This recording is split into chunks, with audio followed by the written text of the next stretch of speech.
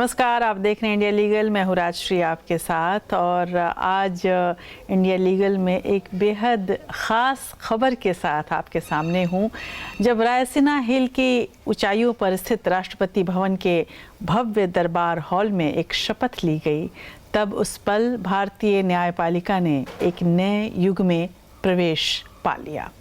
जी हाँ, हम बात कर रहे हैं जस्टिस सूर्यकांत की, जो 24 नवंबर 2025 को देश के 53वें प्रधान न्यायाधीश बने हैं।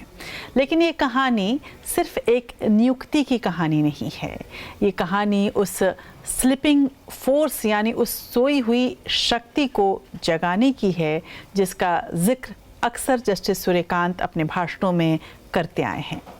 ये सफ़र है हरियाणा के हिसार ज़िले के एक छोटे से गांव पेटवाड़ की पगडंडियों से निकलकर देश के सबसे ताकतवर और पवित्र आसन पर बैठने की, वहां तक पहुंचने की। एक मध्यम वर्गीय परिवार का बेटा जिसने कभी खेतों की मिट्टी में अपने सपने बोए थे, जब संविधान का सबसे बड़ा रक्षक उसका गार्डियन बना, तो ये भारतीय गणतंत्र और न्यायपालिका के लिए गर्व की बात रही है।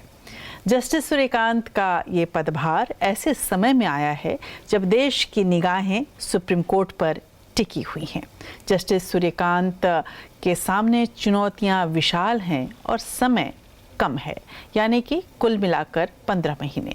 फरवरी 2027 तक उनका ये कार्यकाल छोटा तो लग सकता है, लेकिन इसका प्रभाव दर्शकों तक गूंजेगा अगर फैसले सही रहे तो।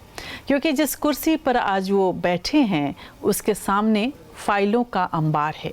90,000 से अधिक लंबित मामले, यानी 90,000 उम्मीदें जो बरसों से न्याय की आस में सुप्रीम कोर्ट की ओर देख रही है। जस्टिस सूर्यकांत ने पद संभालने से पहले ही साफ कर दिया था कि उनकी कलम इन फाइलों की धूल झाड़ने के लिए नहीं, बल्कि उन्हें निपटाने के लिए चलती रहेगी और इसी के लिए चलेगी। उनका विजन साफ है। न्याय केवल कानून की किताबों में बंद सिद्धांत नहीं, बल्कि आम आदमी के जीवन में महसूस होने वाली हकीकत होनी चाहिए। लेकिन क्या ये रास्ता इतना आसान होगा? जस्टिस सूर्यकांत वो नाम है जिन्होंने अतीत में भी कठिन फैसलों से कभी मुंह नहीं मोड़ा, चाहे वो जम्मू कश्मीर से धारा 370 हटाने का ऐतिहासिक फैसला हो, जिसमें उन्होंने राष्ट्र की अखंडता और संवैधानिक प्रक्रिया पर अपनी मुहर लगाई, या फिर पेगासस जासूसी कांड, जहां उन्होंने सरकार की आंखों में आंखें डालकर कहा था कि राष्ट्रीय सुरक्षा के नाम पर आपको हर बार फ्री पास नहीं मिल पाएगा। नागरिक स्वतंत्रता हो या संविधान की गरिमा, उनकी बेंच ने हमेशा ये साबित किया है कि कानून के हाथ सिर्फ लंबे ही नहीं बल्कि मजबूत भी होते हैं। आज के इस विशेष कार्यक्रम में हम विश्लेषण करेंगे उनके जुडिशियल फिलॉसफी की, यानी न्यायिक दर्शन का। हम समझेंगे कि क्या है स्वदेशी जुरिस्प्रूडेंस जिसका वे अक्सर जिक्र करते आए हैं। लेकिन सबसे बड़ा सवाल ये भी है कि सरकार के साथ उनके रिश्ते कैसे रहेंगे। न्यायिक नियुक्तियों पर सरकार के साथ वे कितना सामंजस्य बना पाएंगे। सरकार के कथित दबाव के आगे कितनी मजबूती से उनकी टीम खड़ी रह पाएगी। बुनियादी हकों को कितना संरक्षित किया जा सकेगा। और साथ ही आज के इस डिजिटल युग में, जिसे खुद जस्टिस सूर्यकांत सोशल मीडिया कहते हैं, वहाँ न्यायपालिका की स्वतंत्रता को वो कैसे बचाएंगे। ट्रोलिंग और सार्वजनिक दबाव के बीच क्या वो न्याय की देवी की आंखों पर बंधी पट्टी को निष्पक्ष रख पाएंगे?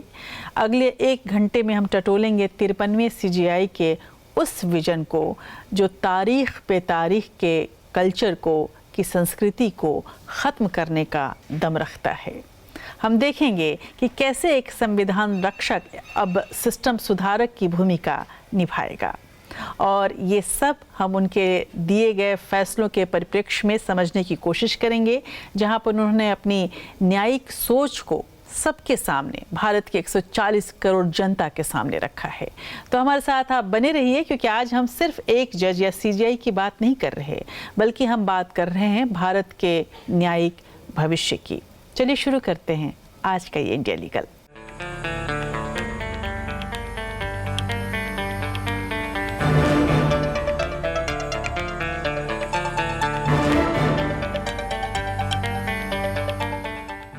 तो आज का इंडिया लीगल यानी सूर्यकांत का युग हरियाणा के हिसार जिले के छोटे से गांव पेटवाड़ से निकलकर देश के सर्वोच्च न्यायिक पद तक पहुंचना न्यायमूर्ति सूर्यकांत की जीवन यात्रा संघर्ष और समर्पण का मिसाल है।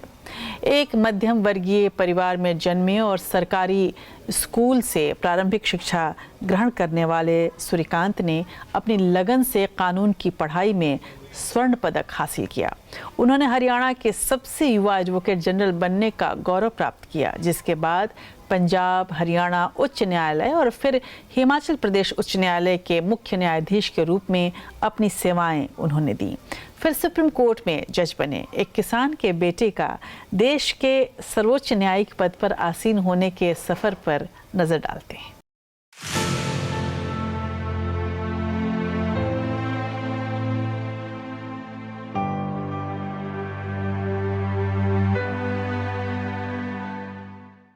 भारतीय न्यायपालिका के इतिहास में उस वक्त एक और सुनहरा पन्ना जुड़ गया जब जस्टिस सूर्यकांत ने भारत के 53वें प्रधान न्यायाधीश के रूप में शपथ ली। लेकिन रायसीना हिल्स के भव्य दरबार हॉल तक पहुंचने का उनका ये सफर किसी फिल्मी कहानी से कम नहीं है। ये कहानी है हरियाणा के हिसार जिले के एक छोटे से गांव पेटवाड़ की, जहां एक संस्कृत शिक्षक के घर जन्मे बालक ने देश के सबसे बड़े न्याय मंदिर का प्रधान बनने का सपना देखा और उसे पूरा भी किया। ईश्वर की शपथ लेता हूँ। ईश्वर की शपथ लेता हूँ कि मैं विधि द्वारा स्थापित भारत के संविधान के प्रति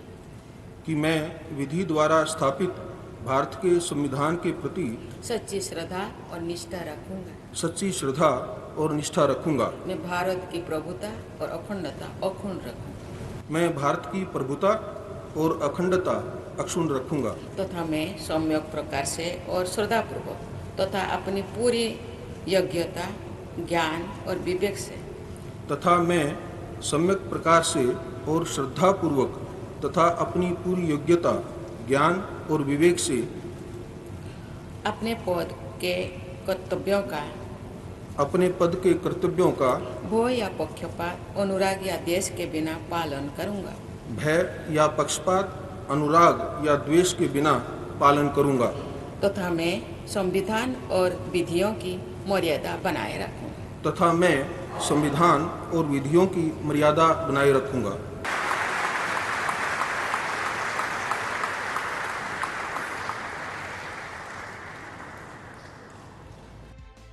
10 फरवरी 1962 को एक साधारण मध्यम वर्गीय परिवार में जन्मे सूर्यकांत को अनुशासन और शिक्षा के संस्कार विरासत में मिले।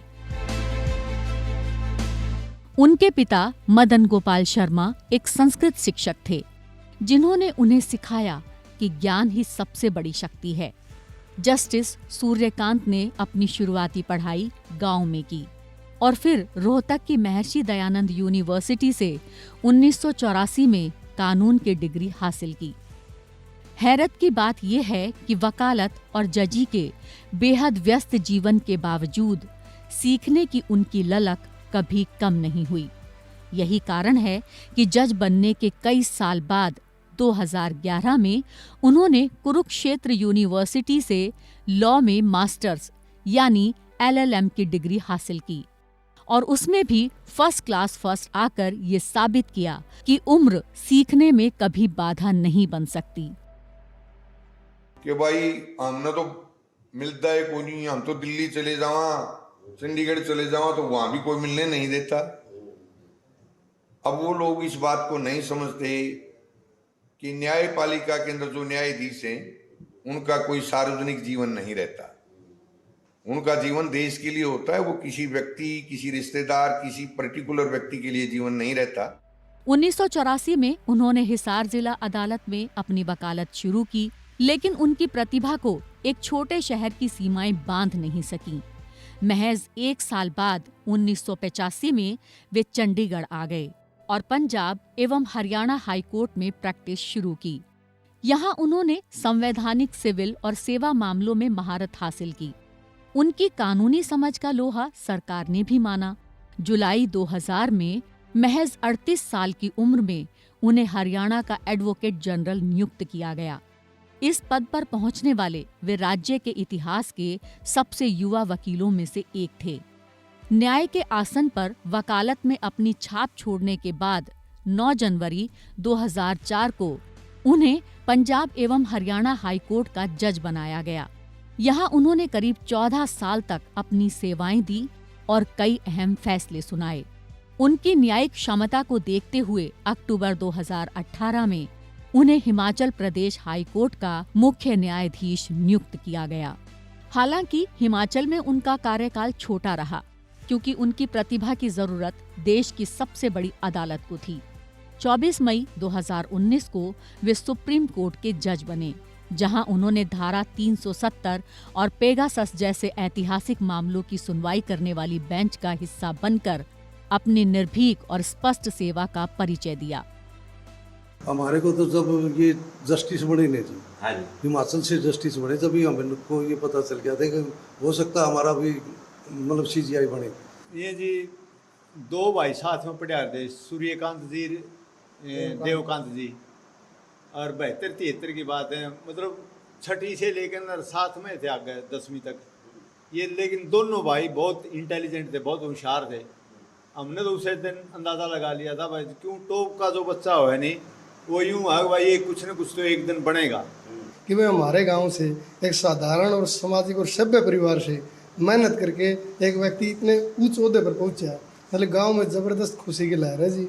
और जो इनकी मेहनत है, उस मेहनत को देख के जो हमारा युवा है, गांव का युवा, तो मतलब गांव में 3-4 जगह लाइब्रेरियां बनी हुई हैं, उनमें इतनी ज़बरदस्त तैयारी करने लग रहे हैं। जैसे देखो हमारे सूर्यकांत जी भाई मेहनत करके, इतनी मेहनत और लगन, नेक नीति से, ईमानदारी से कार्य करके कहाँ पर पहुंचे।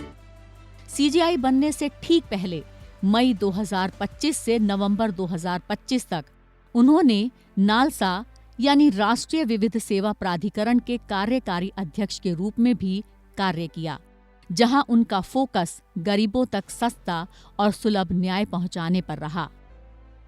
आज जब जस्टिस सूर्यकांत भारत के मुख्य न्यायाधीश की कुर्सी पर बैठे हैं, तो उनके पास अनुभव का वो खजाना है जो जिला अदालत की जमीनी हकीकत से लेकर सुप्रीम कोर्ट की संवैधानिक पेचीदगियों तक फैला है। उनका ये सफर करोड़ों युवाओं के लिए एक मिसाल है। अगर हौसले बुलंद हों तो गांव की पगडंडियां भी अपने देश के सर्वोच्च शिखर तक ले जा सकती हैं।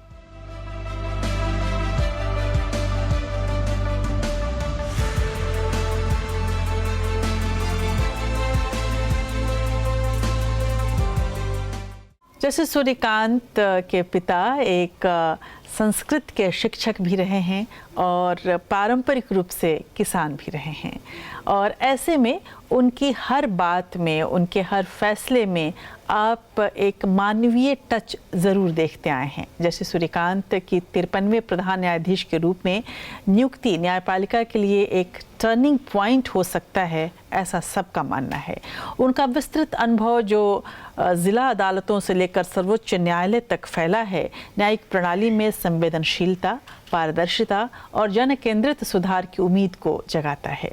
लंबित मामलों में कमी लाने, तकनीकी समाधानों को बढ़ावा देने और संवैधानिक पीठों को सक्रिय करने पर उनका जोर न्यायिक प्रशासन को एक नई दिशा देगा, ऐसा सबका मानना है। उनका मानवीय न्यायिक दृष्टिकोण जो सामाजिक यथार्थ और संवैधानिक मर्यादा के बीच संतुलन साधता है, भारतीय न्याय व्यवस्था के मूल्यों और विधि प्रशासन के प्रति जो अटूट प्रतिबद्धता है उनकी, उसको साफ तौर पर दर्शाता है।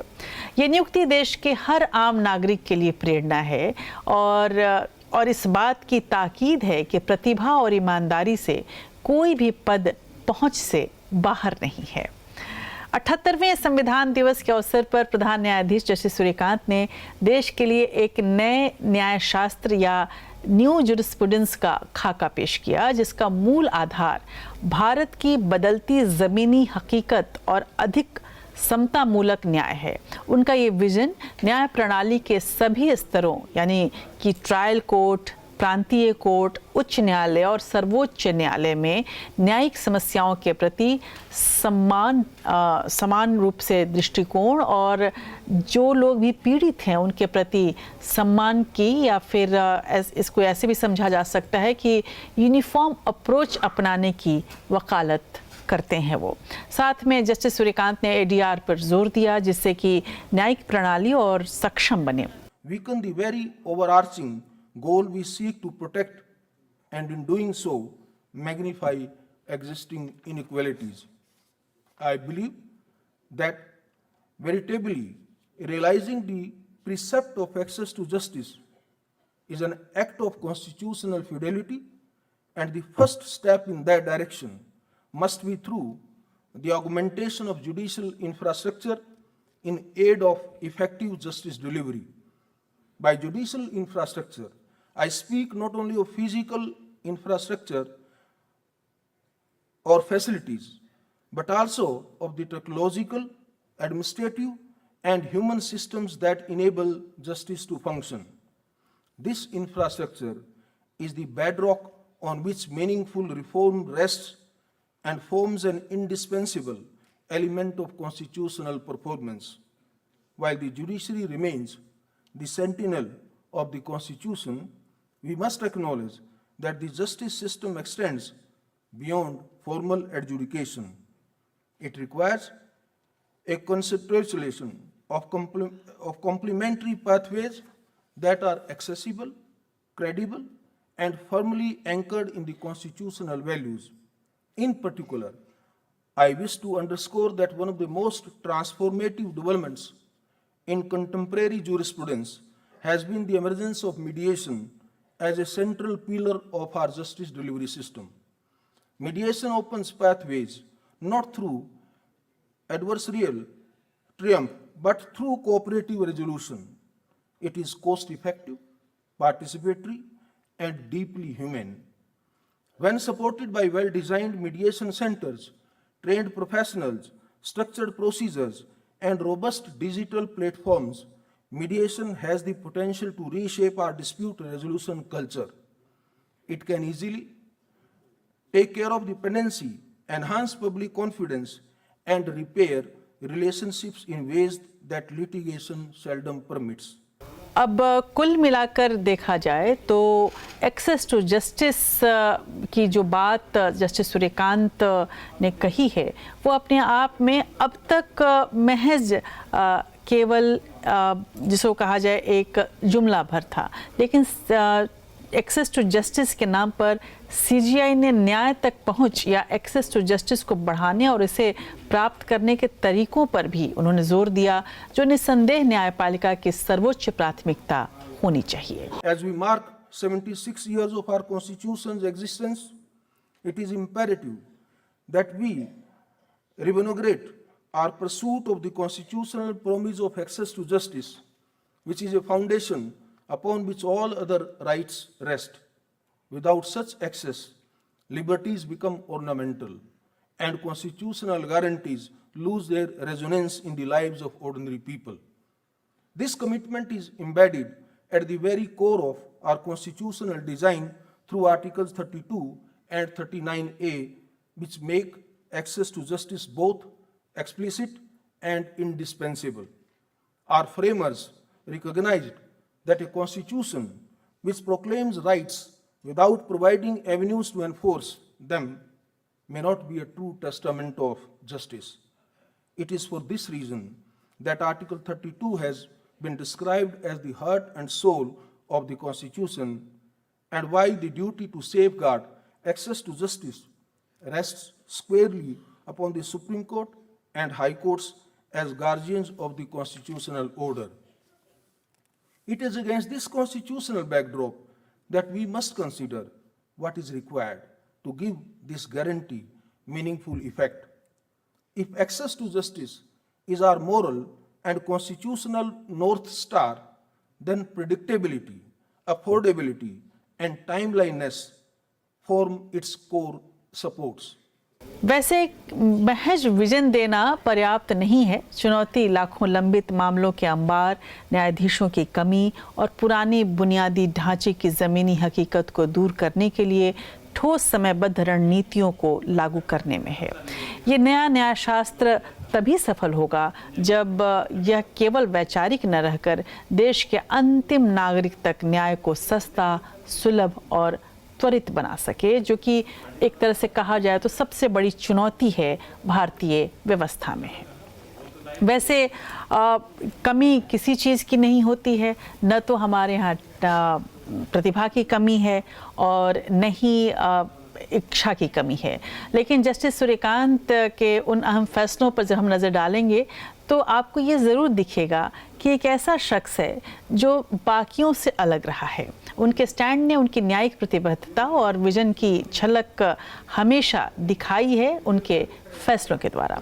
सबसे पहले एक हालिया केस की बात करते हैं। देश के सर्वोच्च न्यायालय में जब से इंडियाज़ गॉट टैलेंट नामक यूट्यूब शो से जुड़े अश्लील सामग्री के मामले की सुनवाई शुरू हुई थी, तब से अभिव्यक्ति की स्वतंत्रता और सामाजिक मर्यादाओं के बीच एक तीखी बहस छिड़ी हुई थी। इस बहुचर्चित मामले में न्यायमूर्ति सूर्यकांत की खंडपीठ ने जो रुख अपनाया है, उसने न केवल सोशल मीडिया की बेलगाम दुनिया को एक सख्त संदेश दिया है, बल्कि नागरिकों के अधिकारों और कर्तव्यों के बीच संतुलन पर भी गहरी बात कह दी है।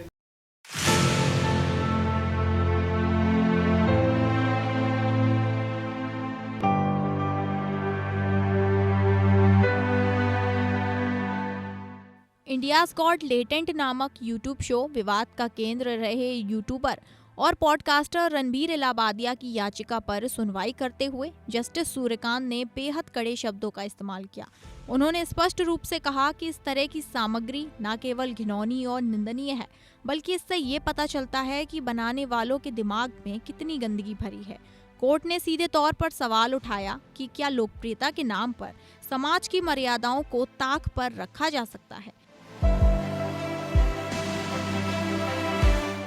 न्यायमूर्ति सूर्यकांत ने टिप्पणी की, जिन शब्दों का आपने चयन किया है उससे माता पिता, बहनें और पूरा समाज शर्मिंदा होगा। यह उस विकृत मानसिकता को दर्शाता है जो आपने और आपके सहयोगियों ने प्रदर्शित की है। कोर्ट ने कहा कि अभिव्यक्ति की स्वतंत्रता के नाम पर किसी को भी समाज के मानदंडों के खिलाफ कुछ भी कहने की छूट नहीं है।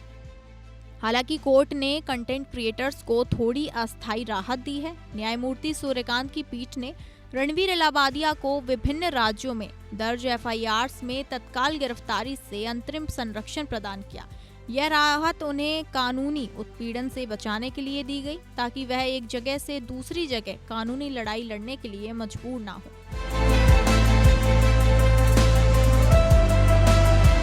कोर्ट ने यह भी निर्देश दिया कि इस विशेष एपिसोड के आधार पर उनके खिलाफ कोई नई एफआईआर दर्ज नहीं की जाएगी। लेकिन यह राहत किसी प्लेटर पर नहीं दी गई। उन्हें जांच में सहयोग करने, अपना पासपोर्ट जमा करने और कोर्ट के अगले आदेश तक अपने शो का कोई नया एपिसोड प्रसारित न करने जैसे कड़े निर्देश दिए गए। इस मामले में जस्टिस सूर्यकांत का सबसे महत्वपूर्ण और मुखर स्टैंड नागरिकों के मौलिक अधिकारों और कर्तव्यों के बीच संतुलन पर रहा।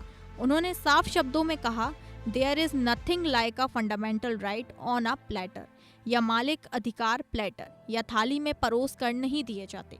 उन्होंने जोर देकर कहा कि नागरिकों को अपने मौलिक अधिकारों का आनंद लेने के लिए अपने कर्तव्यों का पालन भी करना चाहिए।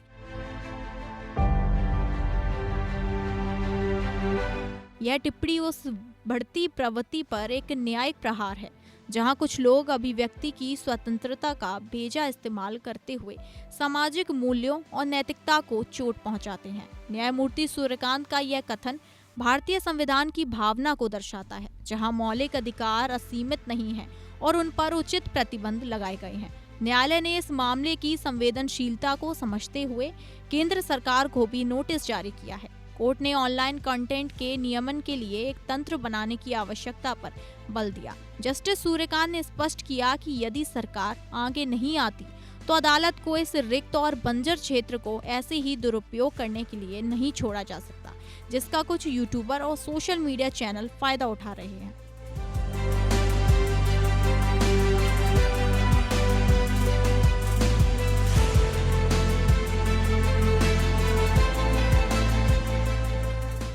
इंडियाज गॉट टैलेंट शो से जुड़े अश्लील और दिव्यांगों का मजाक उड़ाने वाले कंटेंट विवाद ने सीजीआई सूर्यकांत की उस चिंता को उजागर कर दिया जो अभिव्यक्ति की अनियंत्रित स्वतंत्रता और सोशल मीडिया के बेलगाम चलन से जुड़ी हुई है। उन्होंने स्पष्ट किया कि वाक और अभिव्यक्ति का अधिकार यानी कि आर्टिकल 19 जीवन के अधिकार और गरिमा या आर्टिकल 21 से ऊपर नहीं हो सकता। सीजीआई सूर्यकांत का स्टैंड इस बात पर केंद्रित है कि सोशल मीडिया पर कंटेंट बनाने वाले कंटेंट क्रिएटर्स बिना किसी जवाबदेही के काम कर रहे हैं। उन्होंने सेल्फ रेगुलेशन की व्यवस्था को अप्रभावी बताया और केंद्र सरकार को स्वतंत्र स्वायत्त नियामक निकाय बनाने या SC/ST एक्ट की तर्ज पर दिव्यांगों के अपमान पर सख्त सजा का प्रावधान लाने का निर्देश दिया है। उनका ये रुख अश्लीलता और नफरत भरे भाषण पर लगाम लगाने के लिए ज़रूरी भी है, लेकिन प्रिवेंटिव मैकेनिज्म की बात अभिव्यक्ति की स्वतंत्रता के पूर्व सेंसरशिप में बदल जाने की आशंका भी पैदा करती है, जिस पर सावधानी ज़रूरी है और जिसका इसलिए उनका उद्देश्य स्वतंत्रता और जिम्मेदारी के बीच संतुलन बनाना है। पेगासस जासूसी विवाद पर सर्वोच्च न्यायालय का फैसला राष्ट्रीय सुरक्षा और नागरिकों की निजता के बीच नाजुक संतुलन को रेखांकित करता है। जस्टिस सूर्यकांत उस पीठ का हिस्सा थे जिसने आरोपों की जांच के लिए विशेषज्ञ समिति का गठन किया और स्पष्ट किया कि राष्ट्रीय सुरक्षा का हवाला देकर सरकार को खुली छूट या फ्री पास तो नहीं दिया जा सकता। उनका रुख राज्य निगरानी या स्टेट विजिलेंटिज्म की प्रति घोर विरोध को दर्शाता है, जहां सरकारें संवैधानिक प्रक्रिया का पालन किए बिना अपने ही नागरिकों, पत्रकारों और विपक्षी नेताओं की विवेकहीन जासूसी करती हैं। उन्होंने साफ शब्दों में कहा कि एक कानून शासित लोकतंत्र में ऐसी अनियंत्रित जासूसी की अनुमति कतई नहीं दी जा सकती।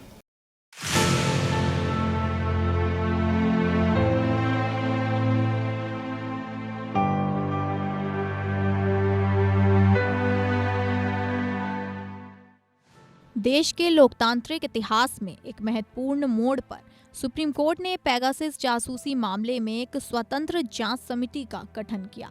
इस फैसले ने न केवल नागरिकों के निजता के अधिकार को सर्वोपरि रखा, बल्कि यह भी स्पष्ट कर दिया कि राष्ट्रीय सुरक्षा की आड़ में राज्य को खुली छूट नहीं मिल सकती।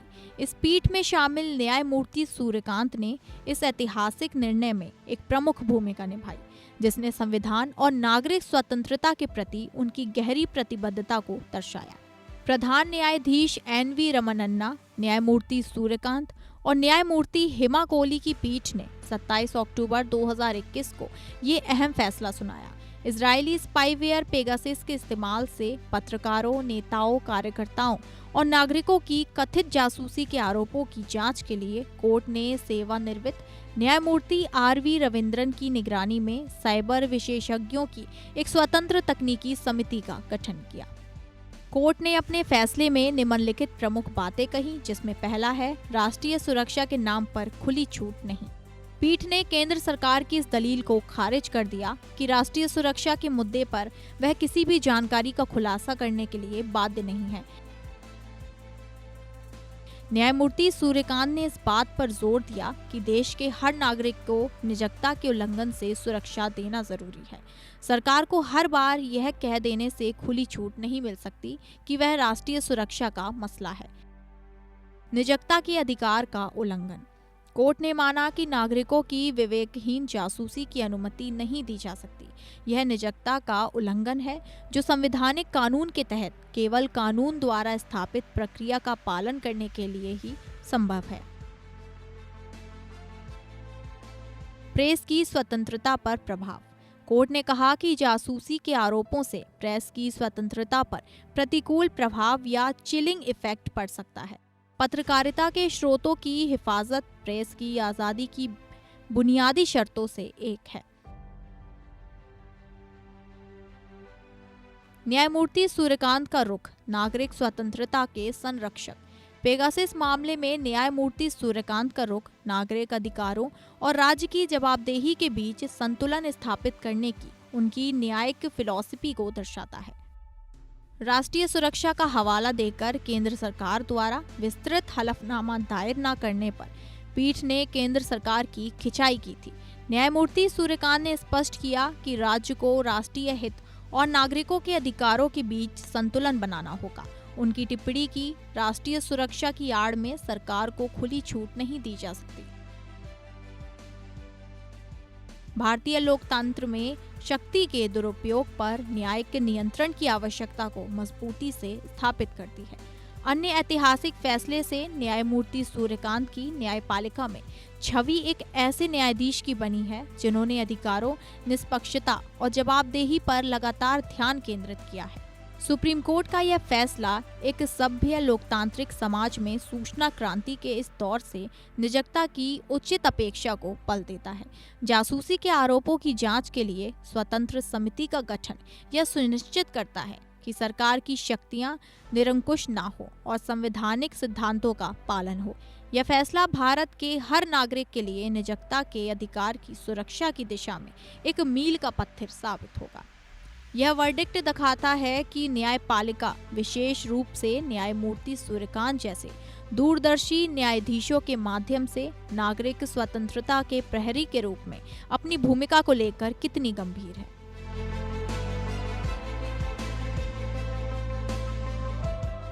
तो जस्टिस सूर्यकांत ने जहां एक और निजता के अधिकार या राइट टू प्राइवेसी को हर नागरिक के लिए ज़रूरी बताया, वहीं दूसरी ओर उन्होंने राष्ट्रीय सुरक्षा की चिंता को भी प्रमुखता दी। उन्होंने कहा कि देश आतंकियों या राष्ट्र विरोधी तत्वों के खिलाफ स्पाईवेयर का इस्तेमाल कर सकता है, इसमें कोई बुराई नहीं, करना ही चाहिए, लेकिन इसका दुरुपयोग किसी व्यक्ति के संवैधानिक अधिकारों के उल्लंघन के लिए बिल्कुल नहीं होना चाहिए। उनका ये दृष्टिकोण सरकार पर पारदर्शिता और जवाबदेही बनाए रखने का दबाव डालता है ताकि लोकतंत्र में निजता और सुरक्षा दोनों की रक्षा हो सके। जस्टिस सूर्यकांत उस 5 न्यायाधीशों की संविधान पीठ का हिस्सा थे जिसने 11 दिसंबर 2023 को केंद्र सरकार द्वारा जम्मू और कश्मीर के विशेष दर्जे को समाप्त करने के फैसले को वैध करार दिया था। उन्होंने इसे सर्वसम्मत फैसले का समर्थन किया जिसने केंद्र के इस कदम को संवैधानिक रूप से सही ठहराया। इस मसले पर कुल मिलाकर 3 फैसले थे। इनमें से एक को सीजीआई चंद्रचूड़ ने, तत्कालीन सीजीआई चंद्रचूड़ ने अपनी जस्टिस और अपनी बात रखी थी, जस्टिस गवई और जस्टिस सूर्यकांत की ओर से लिखा था।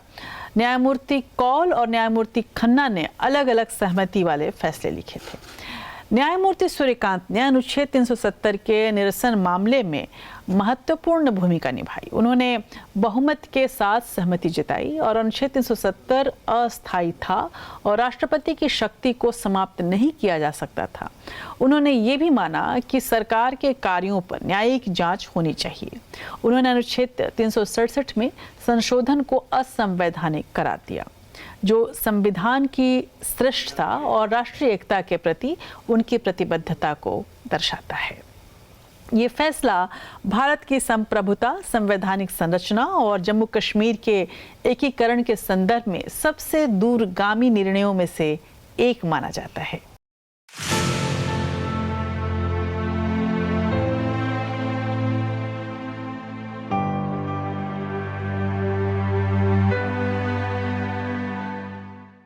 देश की सर्वोच्च अदालत ने जम्मू कश्मीर को विशेष दर्जा देने वाले संविधान के अनुच्छेद 370 को निरस्त करने के केंद्र सरकार के 5 अगस्त 2019 के फैसले को संवैधानिक रूप से वैध ठहराया है। यह फैसला सुनाते हुए बेंच ने संविधान पीठ ने केंद्र सरकार के कदम को चुनौती देने वाली सभी याचिकाओं को खारिज कर दिया। शीर्ष अदालत के 5 जजों में justice DY Chandrachud, justice Sanjay Kishan Kaul, justice Sanjiv Khanna, justice BR Gavai और जस्टिस सूर्यकांत शामिल रहे। यह निर्णय न केवल कानूनी और संवैधानिक रूप से बल्कि राजनीतिक और ऐतिहासिक दृष्टि से भी मील का पत्थर साबित हुआ है। सुप्रीम कोर्ट ने जम्मू कश्मीर में जल्द से जल्द चुनाव कराने और राज्य का दर्जा बहाल करने के भी निर्देश दिए। सुप्रीम कोर्ट के इस ऐतिहासिक निर्णय के मुख्य निष्कर्ष और निर्देश हैं। कोर्ट ने माना कि अनुच्छेद 370 एक अस्थायी प्रावधान था, न कि स्थायी। जम्मू कश्मीर का भारत में विलय अपरिवर्तनीय था और इससे कोई संप्रभुता नहीं मिली थी। राष्ट्रपति शासन और के दौरान शक्ति। शीर्ष अदालत ने इस बात पर मोहर लगाई कि जब जम्मू कश्मीर में राष्ट्रपति शासन लागू था तब राष्ट्रपति के पास अनुच्छेद 370 को निरस्त करने के लिए सभी शक्तियां थी। इस दौरान राज्य विधानमंडल की शक्तियां संसद में निहित थीं।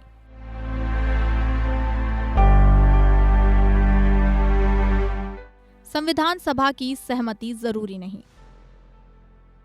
कोर्ट ने कहा कि जम्मू कश्मीर की संविधान सभा का कार्यकाल 1957 में समाप्त हो चुका था, इसलिए अनुच्छेद 370 को हटाने के लिए उसकी सहमति अब जरूरी नहीं थी। राष्ट्रपति संविधान सभा की सिफारिश के बिना भी 370 को हटा सकते थे। राज्य का दर्जा बहाली। न्यायालय ने केंद्र सरकार को जल्द से जल्द जम्मू कश्मीर को पूर्ण राज्य का दर्जा बहाल करने का निर्देश दिया। चुनाव कराएं। चुनाव आयोग को सितंबर 2024 तक जम्मू कश्मीर विधानसभा के चुनाव कराने के लिए सभी आवश्यक कदम उठाने का निर्देश दिया गया है। पुनर्गठन अधिनियम की वैधता।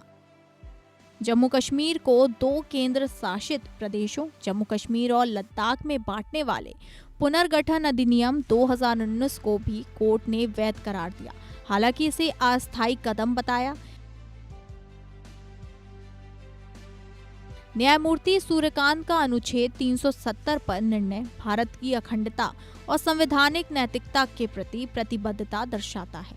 उन्होंने संविधान की श्रेष्ठता बनाए रखी, न्यायिक जांच की आवश्यकता पर बल दिया और राष्ट्रीय एकता को मजबूत किया।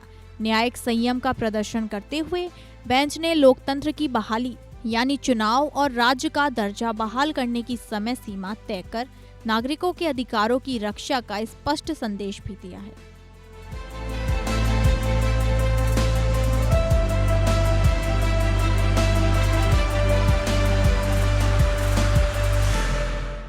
जस्टिस सूर्यकांत का अनुच्छेद 370 पर फैसला उनके दृढ़ संवैधानिक रुख और न्यायिक दर्शन को साफ करता है। इस संवैधानिक और राजनीतिक रूप से संवेदनशील मामले पर उनका स्पष्ट और दृढ़ स्टैंड ये दिखाता है कि वो कानून के शासन और संविधान के सर्वोच्चता को सर्वोपरि मानते हैं। सीजीआई के रूप में उन्होंने अक्सर राष्ट्रीय महत्व के जटिल और राजनीतिक रूप से चार्ज किए गए मामलों की सुनवाई करनी होगी और अनुच्छेद 370 पर उनका स्टैंड ये संकेत देता है कि वो दबावों से प्रभावित होकर तथ्यों और कानून के आधार पर फैसला लेने की क्षमता रखते हैं और अपनी बात को बहुत स्पष्ट तौर पर रखते रहेंगे, जिसके लिए वो जाने जाते रहे हैं, जैसा कि उन्होंने खुद मीडिया को बताया है। वैसे अगर बात करें हम सीजीआई सूर्यकांत की, तो सरकार को भी उनसे बहुत उम्मीदें हैं, लेकिन डर भी बहुत है। दोनों ही अंगों के बीच संतुलन कैसे बनाया जाए। सरकार के सरोकार और न्यायपालिका के सरोकार कभी कभी अलग होते हैं।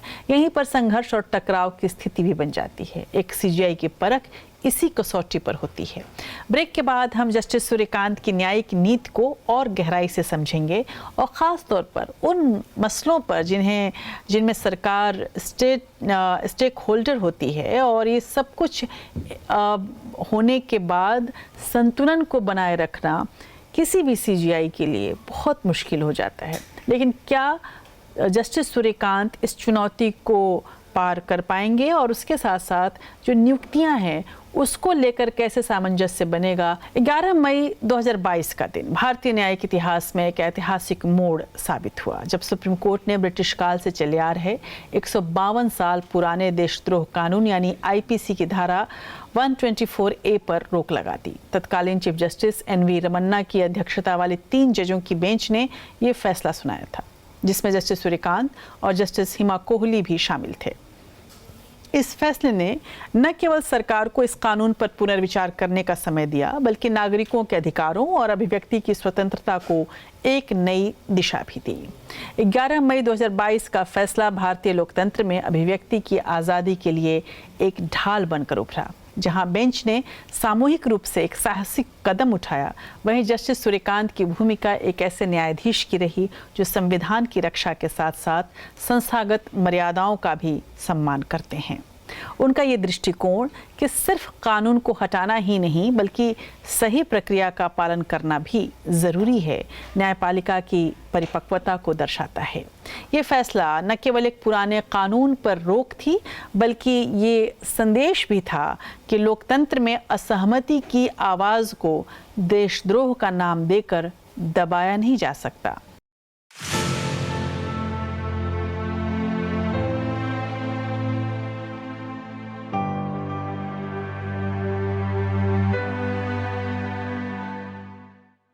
एक 152 साल पुराने देशद्रोह कानून यानी आईपीसी की धारा 124A पर रोक लगाने का फैसला ऐतिहासिक था और जस्टिस सूर्यकांत इस बेंच का हिस्सा थे।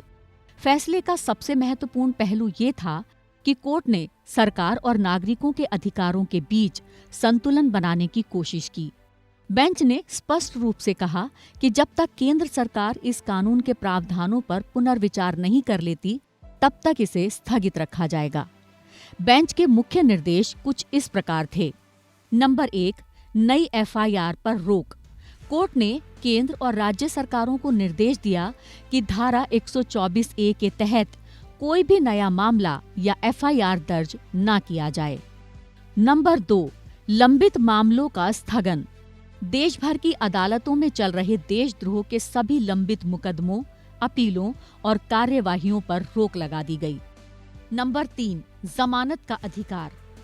जो लोग पहले से ही इस कानून के तहत जेल में हैं, वे जमानत के लिए अदालतों का दरवाजा खटखटा सकते हैं। नंबर 4, नागरिक स्वतंत्रता बनाम राष्ट्रीय सुरक्षा। बेंच ने अपने आदेश में कहा कि हम राज्य की सुरक्षा और अखंडता के हितों और दूसरी ओर नागरिकों की नागरिक स्वतंत्रता के बीच संतुलन बनाने की आवश्यकता के प्रति सचेत हैं। जस्टिस सूर्यकांत इस 3 सदस्यीय बेंच का अभिन्न हिस्सा थे। उनकी टिप्पणियां और सवाल सुनवाई के दौरान बेहद तार्किक और दूरदर्शी थे। हालांकि फैसला सामूहिक था, लेकिन जस्टिस सूर्यकांत ने सुनवाई के दौरान कुछ महत्वपूर्ण सवाल उठाए थे जो उनकी न्यायिक सोच को दर्शाते हैं। जस्टिस सूर्यकांत उस विचार से भी सहमत थे कि पुराने कानूनों का बोझ नए भारत की प्रगति में बाधक नहीं बनना चाहिए। बेंच के हिस्से के रूप में उनका मत था कि जिस कानून का इस्तेमाल बाल गंगाधर तिलक और महात्मा गांधी जैसे स्वतंत्रता सेनानियों की आवाज दबाने के लिए किया गया था, क्या आजाद भारत में उसकी जरूरत है?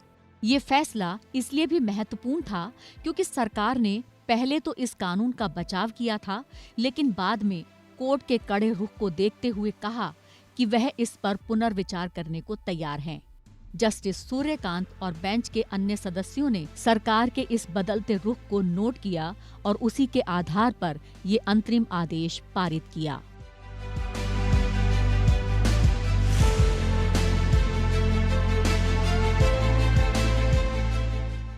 तो सुनवाई के दौरान एक दिलचस्प क्षण तब आया जब वरिष्ठ वकील कपिल सिब्बल ने दलील दी कि धारा 124A पूरी तरह से असंवैधानिक है और इसे तुरंत ही रद्द कर देना चाहिए। इस पर जस्टिस सूर्यकांत ने एक बहुत ही व्यवहारिक सवाल कपिल सिब्बल से पूछा। उन्होंने कहा कि क्या आप चाहते हैं कि हम आज ही धारा 124A को असंवैधानिक घोषित कर दें? इस तरह से तो जवाब आप मत दीजिए। जस्टिस सूर्यकांत का ये सवाल, ये टिप्पणी इस बात का संकेत था कि कोर्ट जल्दबाजी में कोई ऐसा फैसला नहीं लेना चाहती जो कि न्यायिक प्रक्रिया और सरकार के विधायी अधिकार क्षेत्र का अतिक्रमण करे। वे चाहते थे कि सरकार को खुद अपनी गलती सुधारने और कानून की समीक्षा करने का पूरा मौका मिले। ये दृष्टिकोण न्यायिक संयम या जुडिशियल रिस्ट्रेन का एक बेहतरीन उदाहरण था, जहां कोर्ट ने कानून को रद्द करने के बजाय उसे निष्क्रिय कर दिया ताकि कार्यपालिका को अपना काम करने का पूरा समय मिले। और यही जुडिशियल रिस्ट्रेन हम उनके कार्यकाल में अब बहुत साफ तौर पर देख पाएंगे। इससे वे न्यायपालिका के ओवर रीच को नियंत्रित कर पाएंगे, जिसकी अक्सर शिकायत होती रहती है, और संभवतः सरकार के साथ अच्छे रिश्ते भी बन पाएं। लेकिन शायद इस जुडिशियल रिस्ट्रेंट के कारण उन्हें आलोचनाओं का भी सामना करना पड़ सकता है और ख़ासकर ये आलोचनाएं सोशल मीडिया के युग में कुछ ज़्यादा ही अपनी सीमाएं लांघ सकती हैं। वैसे हमारी रिपोर्ट से आप इतना तो स्पष्ट समझ ही गए होंगे कि जस्टिस सूर्यकांत का सीजीआई के रूप में कार्यकाल चुनौतियों और अपेक्षाओं की कसौटी पर खरा उतरने वाला होगा। उनके सामने सबसे तात्कालिक चुनौती करीब 90,000 मामलों का विशाल बैकलॉग है, जिसके लिए उन्हें प्रशासनिक कौशल के साथ न्यायिक प्रक्रिया में भी क्रांति लानी होगी। उनका जोर फास्टर केस डिस्पोजल और रजिस्ट्री प्रणालियों के सुव्यवस्थीकरण पर होगा और प्रौद्योगिकी के मोर्चे पर भी सुप्रीम कोर्ट से लेकर ज़मीनी स्तर तक त्वरित आधुनिकीकरण को सुनिश्चित करना उनका एक और महत्वपूर्ण दायित्व होगा। प्रशासनिक स्तर पर कॉलेजियम की कार्यप्रणाली, जजों की नियुक्ति और तमाम इसको लेकर उत्पन्न होने वाले विवादों, चुनौतियों और सरकार के साथ न्यायपालिका की स्वतंत्रता को बनाए रखने की जिम्मेदारी उनके नेतृत्व और राजधर्म की परीक्षा होगी। नालसा के कार्यकारी अध्यक्ष के रूप में उन्होंने कानूनी सहायता और मध्यस्थता को बढ़ावा देने में प्रतिबद्धता दिखाई थी और न्याय तक पहुंच को व्यापक बनाने में भी तमाम तरह की कोशिशें उन्होंने की थी और यही चुनौती वे नालसा के पैट्रन इन चीफ के रूप में भी आगे बढ़ाएंगे। हाल ही में एक संबोधन में जस्टिस सूर्यकांत ने न्यायाधीशों से आग्रह किया था कि वे जनता के प्रति जवाबदेह बने। उन्होंने कहा था, जिसको मैं वैसे ही कोट कर रही हूँ, कि जिनकी निष्ठा कम पड़ जाती है उनके लिए मेरा एक सरल अनुरोध है, प्रत्येक रात जब आप अपने तकिए पर सर रखकर सोने जाएं तो अपने आप से एक सवाल पूछें, आज मेरे ऊपर कितना सार्वजनिक धन खर्च हुआ? क्या मैंने समाज के मुझ पर भरोसे का बदला दिया है? हम उम्मीद करते हैं कि यही अंतरात्मा जस्टिस सूर्यकांत की आंतरिक जूरी होगी, जिसके समक्ष वे अपनी निष्ठा को परखेंगे। उनका अपेक्षाकृत लंबा कार्यकाल पारदर्शिता, जवाबदेही और न्यायिक स्वतंत्रता के मानकों को एक नई ऊंचाई प्रदान करने की उम्मीद लाया है, इसमें कोई शक नहीं। ऐसे में हम आशा करते हैं कि जस्टिस सूर्यकांत का नेतृत्व भारतीय न्यायपालिका को एक नई दिशा देगा और इसकी दशा बदलने में सहायक होगा। इसी उम्मीद के साथ हम आज के इंडिया लीगल कार्यक्रम को समाप्त करते हैं। आप बने रहिए हमारे साथ। नमस्कार।